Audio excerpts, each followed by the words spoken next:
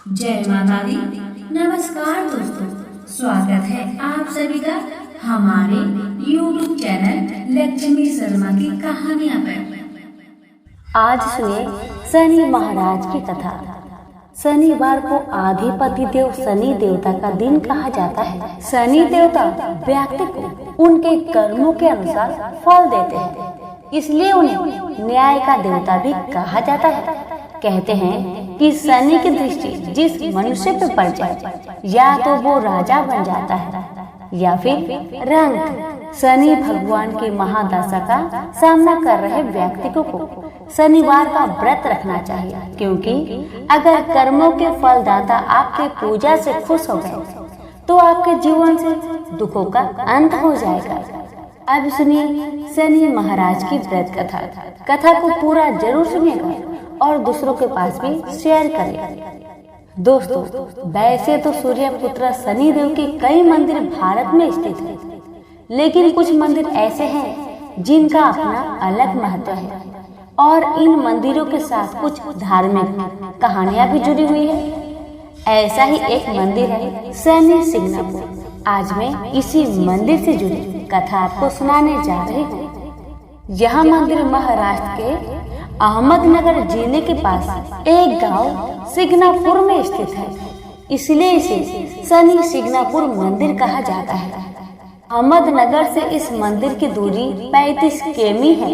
इस मंदिर की विशेषता यह है कि शनि महाराज की पाषाण काले रंग की मूर्ति बिना किसी छत्र या गुंबद के खुले आसमान में एक संगमरमर के चबूतरे पर विराजमान है। इस मूर्ति की ऊंचाई लगभग 5.9 फीट है और चौड़ाई करीब 1.6 फीट की है। शनि भगवान की मूर्ति के साथ में एक त्रिशूल लगा हुआ है, जो शिव भगवान का प्रतीक है। एक नंदी की प्रतिमा जिसका मुख दक्षिण की तरफ है। शनि भगवान की प्रतिमा के सामने शिव जी और हनुमान जी की छोटी मूर्ति भी चबूतरे पर विराजमान है। इस मंदिर की विशेषता, यह मंदिर स्वयं एक जागृत देव स्थान कहलाता है। इसका तात्पर्य ये है, ऐसा माना जाता है शनि देव साक्षात इस मंदिर में निवास करते हैं। इस गांव में अगर कोई भी इंसान चोरी करता है तो शनि भगवान स्वयं उसे सजा देते हैं। यहाँ भगवान शनि देव जी की मूर्ति स्वयंभू है, अर्थात शनि देव की पाषाण प्रतिमा को किसी इंसान ने नहीं बनाया है। ये प्रतिमा स्वयं पृथ्वी के गर्भ से धरातल पर अवतरित हुई है। ये प्रतिमा कितनी पुरानी है और किसने इसको यहाँ स्थापित किया है, इस बारे में ऐसी कोई पुख्ता जानकारी नहीं है, लेकिन कई किंवदंतियां और पौराणिक कथाएं प्रचलित हैं। शनि देव न्याय के देवता माने जाते हैं। ऐसा माना जाता है शनि महाराज कर्मों के अनुसार सजा और फल देते हैं। अगर किसी के जीवन में बुरा समय चल रहा है तो यह कहा जाता है कि शनि की महादशा उस पर चल रही है। जिस भक्तों पर शनि की निगाह टेढ़ी है, वो यहाँ इस मंदिर में आकर पूजा अर्चना कर शनि देव को मनाते हैं। देश विदेश से शनि भक्त यहाँ आते हैं। शनि अमावस्या और शनि जयंती का अपना एक विशेष महत्व है। इस दिन श्रद्धालुओं के लिए विशेष प्रबंध किए जाते हैं। श्रद्धालु भगवान शनि की प्रतिमा को पानी और तेल के साथ स्नान कराते हैं और फूल चढ़ाते हैं। मेले के दिन शनि भगवान की पालकी का आयोजन किया जाता है। सिंगनापुर गांव के लोगों का मानना है इस गांव पर साक्षात शनि देव की कृपा है। इस गांव में किसी भी घर में दरवाजे नहीं हैं। यहाँ बाहर जाने आने वाले लोग भी अपने अपने वाहनों को बिना ताला चाबी लगाए खुला छोड़ निश्चित घूमते हैं। कीमती सामान हीरे जवाहरात सोना चांदी को भी तिजोरिया में नहीं रखा जाता है। और तो और यहाँ बैंकों और डाक खाने में भी गेट या दरवाजे नहीं है। गांव वाले का विश्वास है कि चोरी करने वाले को स्वयं शनि देव सजा देते हैं। चोरी करने वाला चोरी करने के बाद इस गांव से बाहर नहीं जा पाता। उससे पहले ही उसके जीवन में संकट आने शुरू हो जाते हैं। कथा, करीब 300 साल पहले गांव और आसपास के इलाके में भयंकर बारिश हुई और बाढ़ जैसा हालात हो गए। पास में ही नाश नाला नदी के किनारे पर एक अजीबोगरीब काले रंग का पाषाण पत्थर कहीं से आ गया। लोग उस पत्थर को देखकर हैरान थे। किस्से कहानियां में बताते हैं कि एक गांव वाले ने उस पत्थर पर किसी नुकीले चीज से प्रहार किया तो उस पत्थर में से खून के रंग के जैसा कुछ निकलने लगा। ये देखकर वह डर गया और गांव में भाग गया। एक रात शनिदेव ने गांव के एक गरीब को सपने में बताया कि वो मेरी प्रतिमा है, उस मूर्ति को लाकर गांव में स्थापित करो। गडरिये ने स्वप्न की बात गांव वालों को बताई और गांव वाले प्रभु इच्छा मानकर उस पत्थर को लेने निकल पड़े, लेकिन उस पत्थर को वहां से हिला भी नहीं पाए। प्रभु शनिदेव ने गडरिये को दूसरे दिन फिर सपने में बताया कि कोई सगे मामा भांजा ही मेरी प्रतिमा को वहां से गांव में ला सकता है। गांव वाले ने जैसा शनिदेव जी ने कहा वैसा ही किया और शनि महाराज की प्रतिमा को गांव में एक खुले स्थान पर स्थापित कर दिया। मूर्ति स्थापित होने के बाद शनिदेव ने गांव वालों को स्वप्न दिया और कहा, इस गांव की रक्षा अब मैं करूंगा। जो भी इस गांव में चोरी और गलत काम करेंगे उसको सजा स्वयं मैं दूंगा। आप अपने घरों से किसी भी तरह की सुरक्षा हटा लें। शनि देव महाराज के आदेश पाकर सभी गांव वालों ने अपने घरों से दरवाजा निकाल दिए। यही परंपरा कई सालों से यहाँ चली आ रही है। यहाँ पूरे गांव में किसी भी घर में गेट और दरवाजा नहीं है। और तो और अपनी कीमती चीजें को भी गांव वाले तिजोरी में नहीं रखते। यहाँ एक यूसीओ बैंक की शाखा है, उसमें भी कोई गेट और सिक्योरिटी नहीं है। इस अद्भुत और अविश्वसनीय मान्यता के कारण ये जगह विश्व प्रसिद्ध है और लाखों की तादाद में भक्त रोज यहाँ दर्शन करने आते हैं। प्रेम से बोले शनि महाराज की जय। पार्वती जब भी अपने पति शिव के साथ दूसरे देवताओं के निवास स्थान पर जाती और वहाँ उनके सजे धजे सुंदर भवनों को देखती तो उन्हें बड़ी ही हीनता का बोध होता। वे यह महसूस करते कि हमसे छोटे छोटे देवताओं के पास भी बड़े बड़े भव्य भवन हैं, लेकिन हमारे पास तो कुछ भी नहीं। कहने को मैं आदि देव शिव की पत्नी हूँ, लेकिन रहने के लिए मिली है कैलाश पर्वत की कंदराएं और पहनने के लिए बलकर किसी उचित आवास के अभाव में अन्य सुख सुविधाओं का उपभोग नहीं कर सकती। एक दिन पार्वती ने अपने मन की व्यथा अपने पति शिव से कही। शिव जी सुनकर मुस्कुराए, फिर बोले, इसमें हीनता की तो कोई बात ही नहीं देवी। प्रत्येक व्यक्ति की अपनी अपनी जीवन शैली होती है। हमारी जीवन शैली यही है, हम अपनी इस शैली को हीन क्यों समझें? अन्य देवगण प्रकृति से बहुत दूर है, जबकि हम प्रकृति की गोद में निवास करते हैं। यह तो हमारे लिए गौरव की बात है, हीनता की नहीं। शिव के तर्कों से पार्वती संतुष्ट नहीं हुई और बोली, मुझे आपकी ये बातें समझ में नहीं आती देव। मुझे तो अपना एक आवास चाहिए, बहुत ही भव्य और सुख सुविधा से पूर्ण। शिव ने अपनी सहज मुस्कान से साफ उत्तर दिया, इसमें क्या मुश्किल है देवी, मैं अभी विश्वकर्मा को बुलवा देता हूँ, उनसे जैसा चाहो वैसा आवास बनवा लो। विश्वकर्मा को बुलाया गया। पार्वती ने आदेश दिया, हमारे लिए ऐसा भव्य बनाओ जैसे विश्व में कहीं न हो। विश्वकर्मा ने आदेश स्वीकार किया। निर्माण कार्य प्रारंभ हो गया। कुछ ही समय में पार्वती की इच्छा अनुसार भव्य भवन तैयार हो गया। अपने भवन को देखकर पार्वती अति प्रसन्न हुई। गृह प्रवेश की तैयारी होने लगी। पार्वती चाहती थी गृह प्रवेश के समय सभी प्रमुख देवता हमारे यहाँ उपस्थित रहे। शिव ने अपनी सहमति दे दी। सभी प्रमुख देवी देवताओं को आमंत्रण भेजा गया। यह प्रवेश के समय वे सब कैलाश पर्वत पर आ गए। उन्होंने पार्वती की भव्य भवन की भूरी भूरी प्रशंसा की, लेकिन विश्व नेति ब्रह्मा खामोश रहे। जब सब देवी देवता जाने लगे तो पार्वती ने ब्रह्मा जी से पूछा, देव क्या आपको यह आवास पसंद नहीं आया?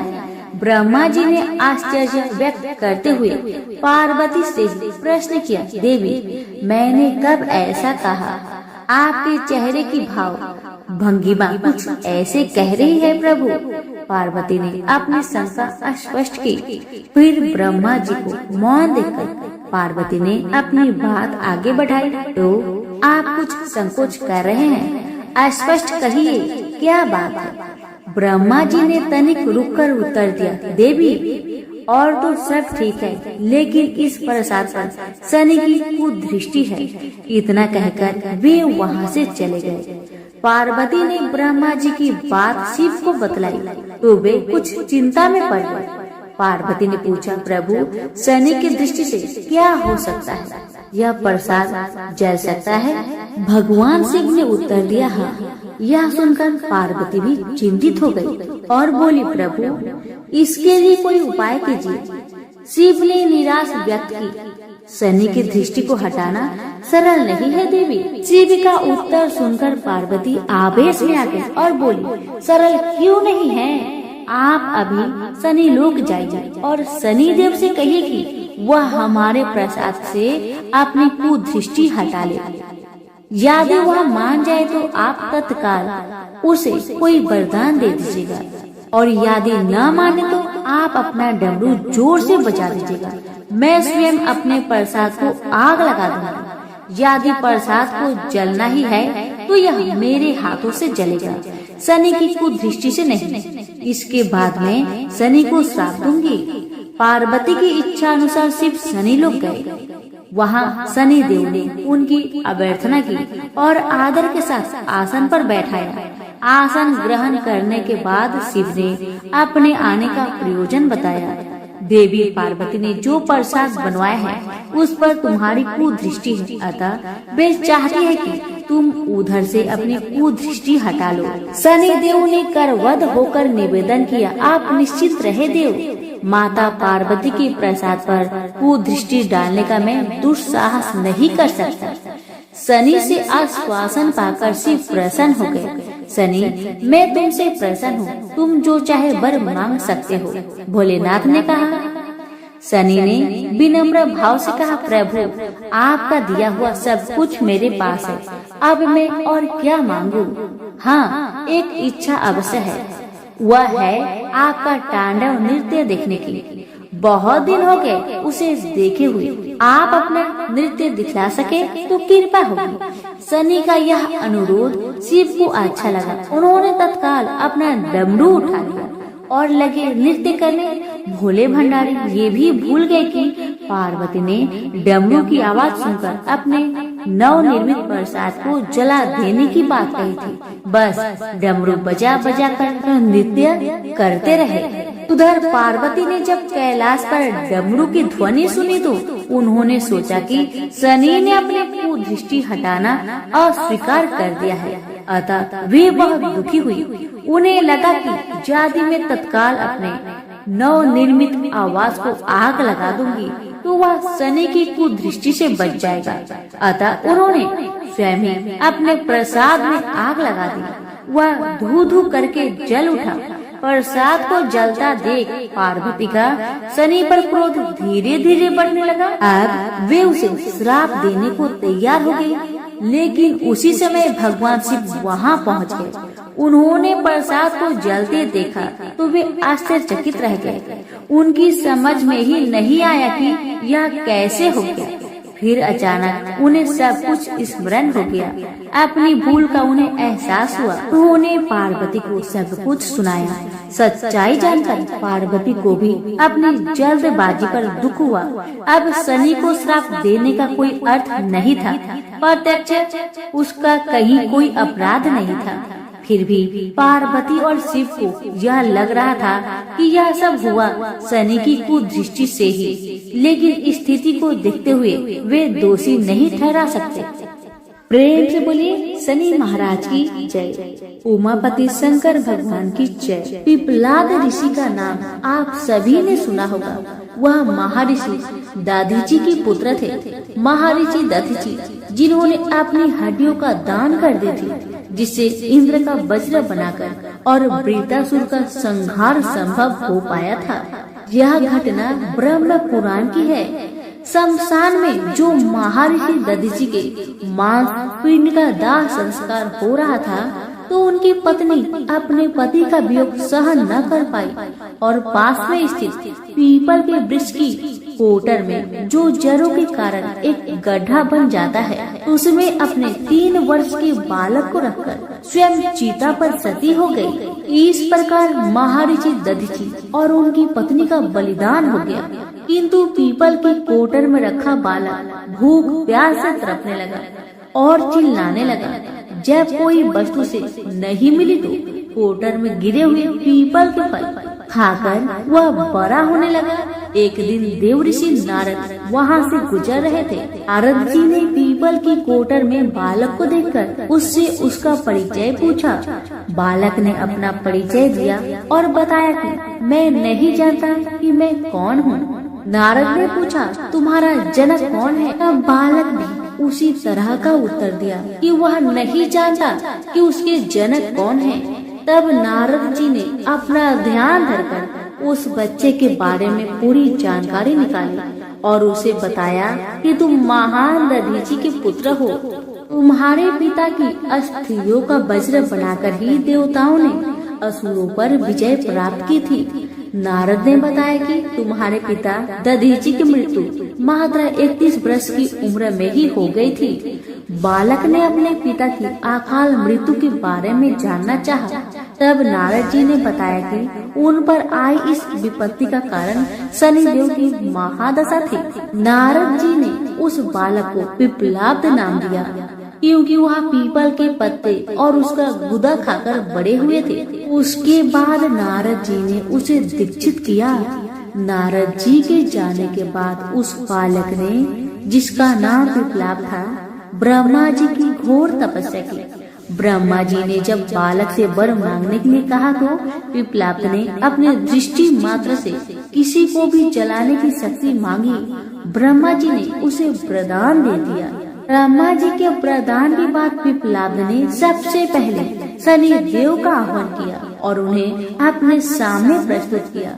सामने पाकर उन्होंने शनि देव को भस्म करना शुरू कर दिया।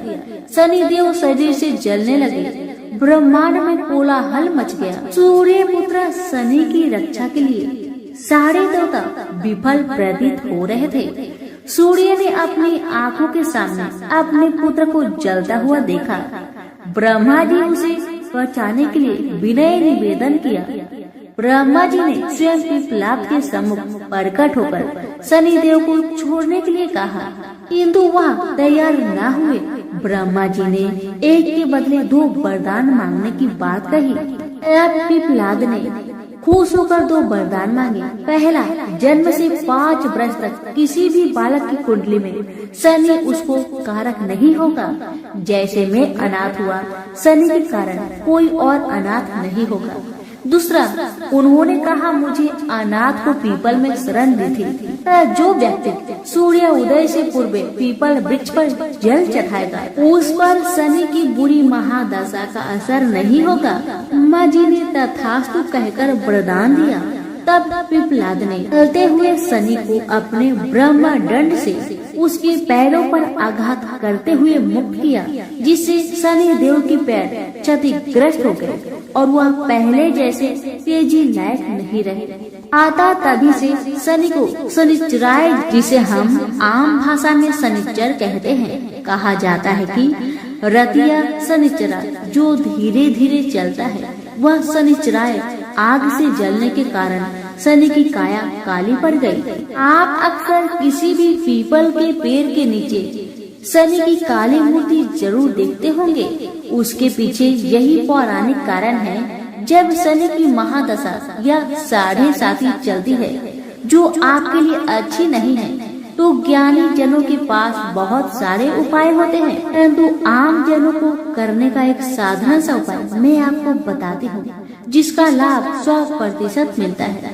आपको सुबह उठना है, सूर्य उदय से पूर्व नहा धोकर पीपल के वृक्ष को जल देना है, उसके साथ चक्कर लगाने हैं और 7 चक्कर लगाने के बाद इस मंत्र को हिंदी में बोलना है। आपको कहना है कि जिस तरह से आपने पिपलाद ऋषि की रक्षा की थी, ठीक उसी तरह मेरी भी रक्षा करें, और आप पाएंगे कि कुछ ही दिनों में आपकी जिंदगी में शनि के बुरे प्रभाव कम होते जा रहे हैं। प्रेम से बोलिए शनि भगवान की जय, पिपलाद ऋषि की जय। पुराणों में शनि देव के जन्म की कई कथाएं मौजूद हैं, जिससे सबसे अधिक प्रचलित कथा स्कंद पुराण के काशी खंड में मौजूद है। कथा के अनुसार सूर्य देव का विवाह राजा दक्ष की पुत्री संज्ञा के साथ हुआ था। सूर्य देव और संज्ञा को 3 पुत्र वैश्वत, यमराज और यमुना का जन्म हुआ। सूर्य देव का तेज काफी अधिक था, जिसे लेकर संज्ञा काफी परेशान रहती थी। वे सूर्य देव की अग्नि को कम करने का उपाय सोचती रहती थी। सोचते सोचते उन्हें एक उपाय सूझा और उन्होंने अपनी एक हमशक्ल बनाई, जिसका नाम उन्होंने स्वर्णा रखा। स्वर्णा के कंधों पर अपने 3 बच्चों की जिम्मेदारी डालकर संज्ञा जंगल में कठिन तपस्या के लिए चली गई। संज्ञा की छाया होने के कारण सूर्य देव को कभी स्वर्णा पर शक नहीं हुआ और स्वर्णा एक छाया होने के कारण उसे भी सूर्य देव की तेज से कोई परेशानी नहीं हुई। उधर संज्ञा तपस्या में लीन थी, वही सूर्य देव और स्वर्णा से 3 बच्चे मनु, शनिदेव और भद्रा का जन्म हुआ। हिंदू धर्म में यह कथा काफी प्रचलित है। कहा जाता है एक बार भगवान सूर्य देव पत्नी स्वर्णा से मिलने आए। सूर्य देव की तप और तेज के आगे शनिदेव महाराज की आंखें बंद हो गई और वे उन्हें देख नहीं पाए। वही शनिदेव की वर्ण को देख भगवान सूर्य ने पत्नी स्वर्णा पर शक करते हुए कहा कि ये मेरा पुत्र नहीं हो सकता। ये बात सुनते ही शनिदेव के मन में सूर्य देव के लिए शत्रु भाव पैदा हो गए, जिसके बाद उन्होंने भगवान शिव की कठिन तपस्या करनी शुरू कर दी। शनिदेव की कठिन तपस्या के बाद भगवान शिव प्रसन्न हुए और उन्हें वरदान मांगने को कहा। इस बात पर शनिदेव ने शिव जी से कहा कि सूर्य देव मेरी माँ का अनादर और प्रताड़ित करते हैं, जिस वजह से उनकी माता को हमेशा अपमानित होना पड़ता है।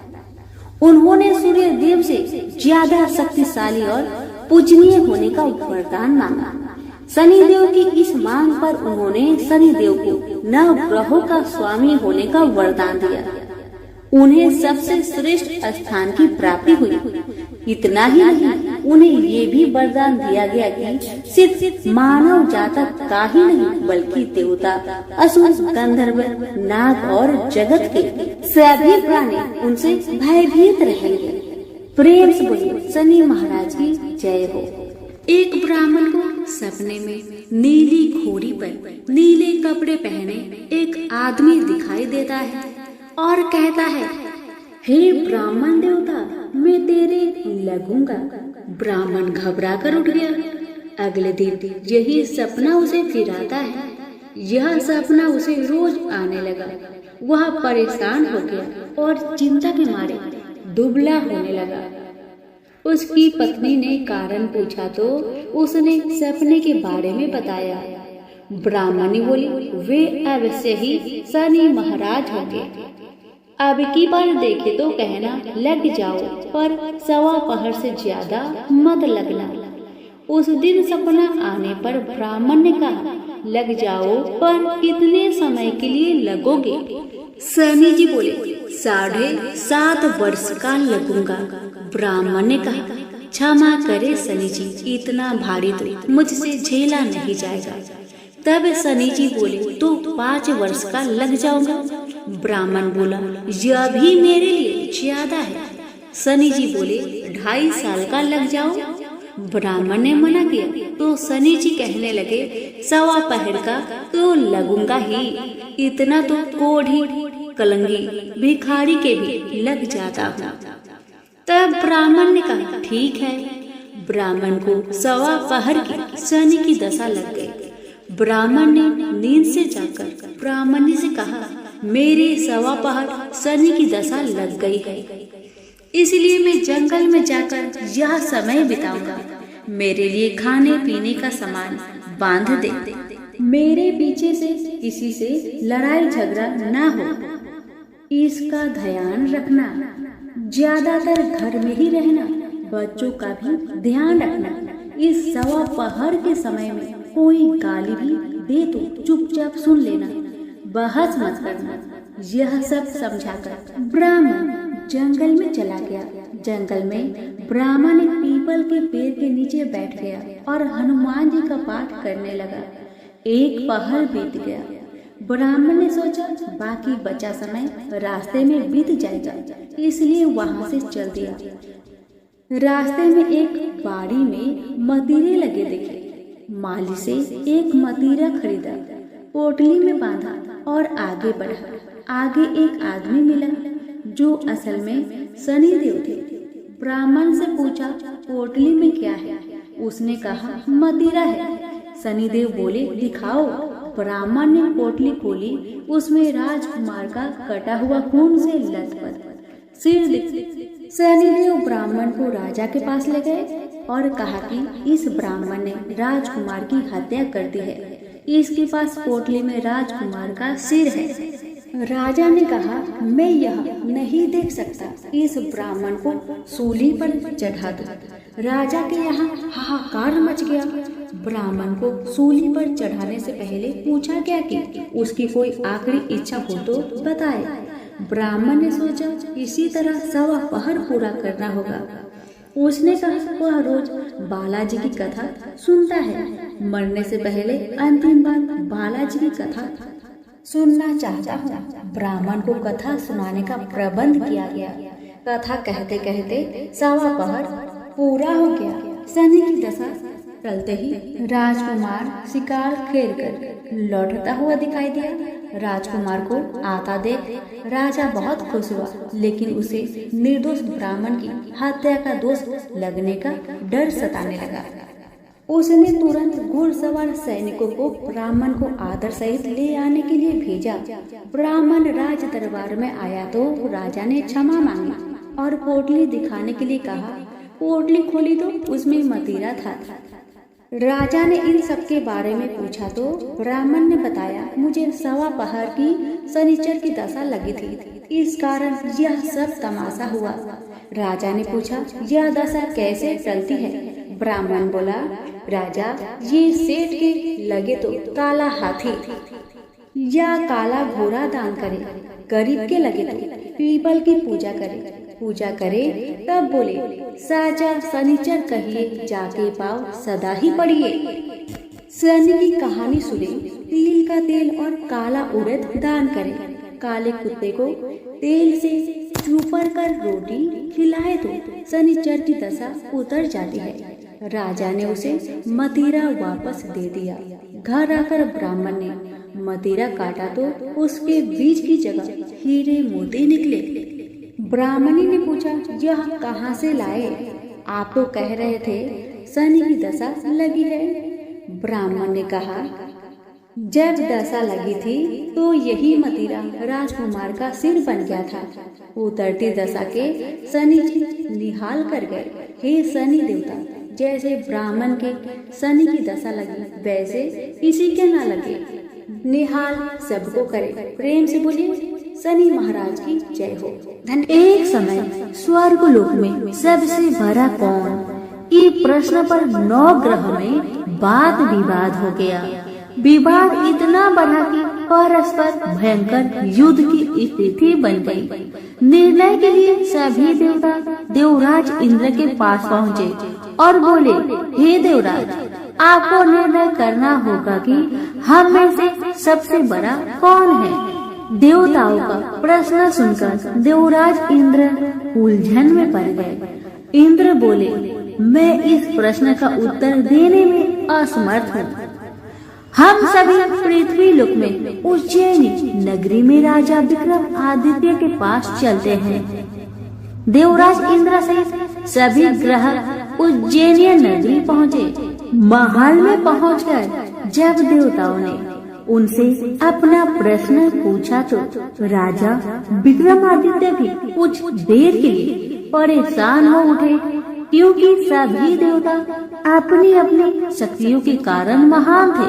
किसी को भी छोटा या बड़ा कह देने से उनके क्रोध के प्रकोप से भयंकर हानि पहुंच सकती थी। अचानक राजा विक्रमादित्य को एक उपाय सूझा और उन्होंने विभिन्न धातुओं स्वर्ण, रजत, कांसा, तांबा, सीसा, रांगा, जस्ता, अब्रक व लोहे के 9 आसन बनवाए। धातुओं के गुणों के अनुसार सभी आसनों को एक दूसरे के पीछे रखवाकर उन्होंने देवताओं को अपने अपने सिंहासन पर बैठने को कहा। देवताओं के बैठने के बाद राजा विक्रमादित्य ने कहा, आपका निर्णय तो स्वयं हो गया। जो सबसे पहले सिंहासन पर विराजमान है वही सबसे बड़ा है। राजा विक्रमादित्य के निर्णय को सुनकर शनि देवता ने सबसे पीछे आसन पर बैठने के कारण अपने को छोटा जानकर क्रोधित होकर कहा, राजा विक्रमादित्य, तुमने मुझे सबसे पीछे बैठाकर मेरा अपमान किया है। तुम मेरी शक्तियाँ से परिचित नहीं हो, मैं तुम्हारा सर्वनाश कर दूंगा। शनि देव ने कहा, सूर्य एक राशि पर 1 महीने, चंद्रमा 2.25 दिन, मंगल 1.5 महीने, बुध और शुक्र 1 महीने, बृहस्पति 13 महीने रहते हैं। लेकिन मैं किसी राशि पर 7.5 वर्ष 7.5 तक रहता हूँ। बड़े बड़े देवताओं को मैंने अपने प्रकोप से पीड़ित किया है। राम को 7.5 के कारण ही वन में जाकर रहना पड़ा और रावण को 7.5 के कारण ही युद्ध में मृत्यु का शिकार बनना पड़ा। राजा, अब तू भी मेरे प्रकोप से नहीं बच सकेगा। इसके बाद अन्य ग्रहों के देवता तो प्रसन्नता के साथ चले गए, परंतु शनिदेव बड़े क्रोध के साथ वहाँ से विदा हुए। राजा विक्रमादित्य पहले की तरह ही न्याय करते रहे। उनके राज्य में सभी स्त्री पुरुष बहुत आनंद से जीवन यापन कर रहे थे। शनिदेव अपना अपमान नहीं भूले। एक दिन राजा की परीक्षा लेने शनिदेव घोड़े के व्यापारी के रूप में राज्य पहुँचे। जब राजा विक्रम आदित्य को इस बात का पता चला तो उन्होंने अपने अश्वपाल को कुछ घोड़े खरीदने के लिए भेजा। घोड़े बहुत कीमती थे।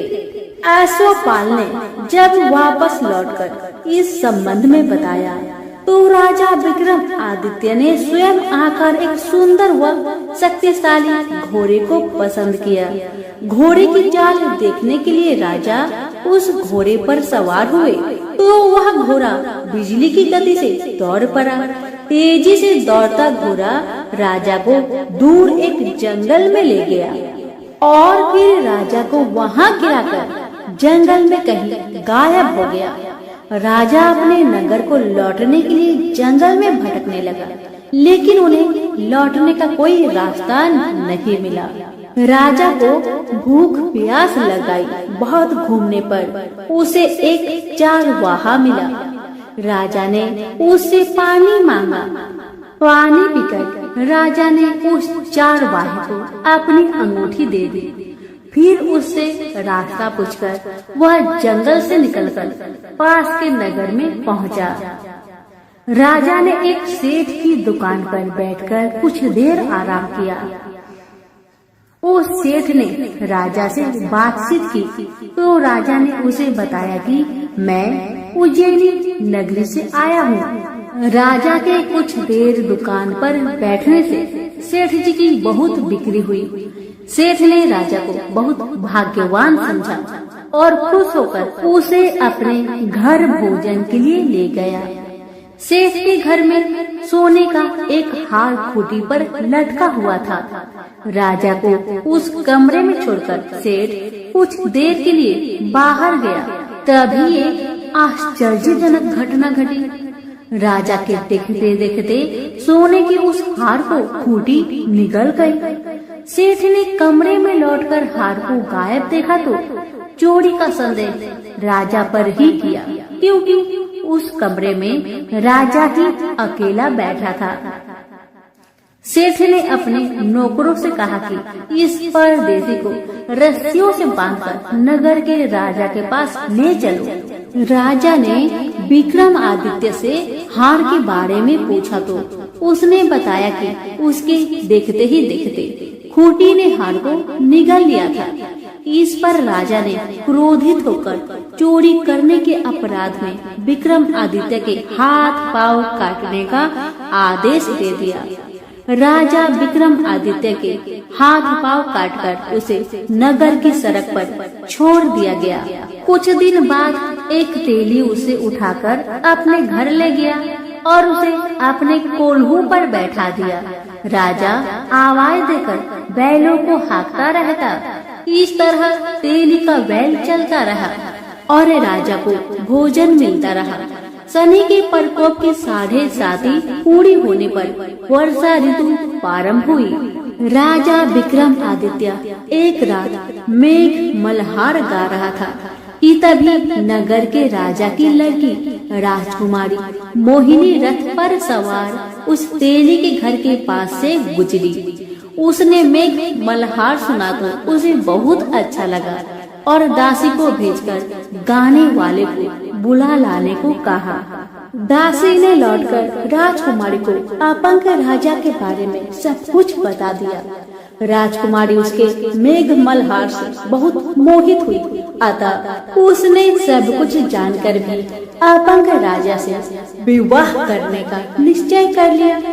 राजकुमारी ने अपने माता पिता से जब यह बात कही तो वह हैरान रह गए। रानी ने मोहिनी को समझाया, बेटे तेरे भाग्य में तो किसी राजा की रानी होना लिखा है, फिर तू उस अपंग से विवाह करके अपने पांव पर कुल्हाड़ी क्यों मार रही हो। राजकुमारी ने अपनी जिद नहीं छोड़ी। अपनी जिद पूरी कराने के लिए उसने भोजन करना छोड़ दिया और प्राण त्याग देने का निश्चय कर लिया। आखिर राजा रानी को बेबस होकर अपंग विक्रमादित्य से राजकुमारी का विवाह करना पड़ा। विवाह के बाद राजा विक्रमादित्य और राजकुमारी तेली के घर में रहने लगे। उसी रात स्वप्न में शनि देव ने राजा से कहा, राजा तुमने मेरा प्रकोप देख लिया, मैंने तुम्हें अपने अपमान का दंड दिया है। राजा ने शनि देव से क्षमा करने को कहा और प्रार्थना की, हे शनि देव, आपने जितना दुख मुझे दिया है अन्य किसी को न देना। शनि देव ने कुछ सोचकर कहा, राजा मैं तुम्हारी प्रार्थना स्वीकार करता हूँ। जो कोई स्त्री पुरुष मेरी पूजा करेगा, शनिवार को व्रत करके मेरी व्रत कथा सुनेगा, उस पर मेरी अनुकंपा बनी रहेगी। प्रातःकाल राजा विक्रमादित्य की नींद खुली तो अपने हाथ पांव देखकर राजा को बहुत खुशी हुई। उसने मन ही मन शनि देव को प्रणाम किया। राजकुमारी भी राजा के हाथ पांव सही सलामत देखकर आश्चर्य में डूब गई। तब राजा विक्रमादित्य ने अपना परिचय देते हुए शनि देव के प्रकोप की सारी कहानी सुनाई। सेठ को जब इस बात का पता चला तो दौड़ता हुआ तेली के घर पहुंचा और राजा के चरणों में गिरकर क्षमा मांगने लगा। राजा ने उसे क्षमा कर दिया, क्योंकि यह सब तो शनि देव का प्रकोप के कारण ही हुआ था। सेठ राजा को अपने घर ले गया और उसे भोजन कराया। भोजन करते समय वहाँ एक आश्चर्यजनक घटना घटी।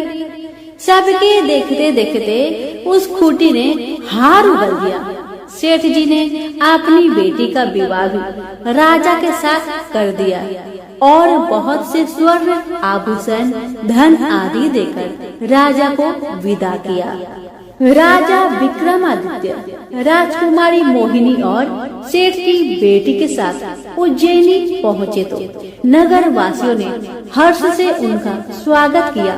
अगले दिन राजा विक्रमादित्य ने पूरे राज्य में घोषणा कराई कि शनिदेव सब देवों में सर्वश्रेष्ठ है। प्रत्येक स्त्री पुरुष शनिवार को उनका व्रत करे और व्रत कथा अवश्य सुने। राजा विक्रमादित्य की घोषणा से शनिदेव बहुत प्रसन्न हुए।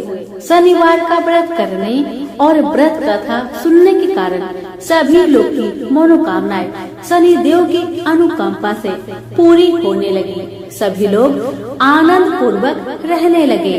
तो प्रेम से बोलिए शनि भगवान की जय हो।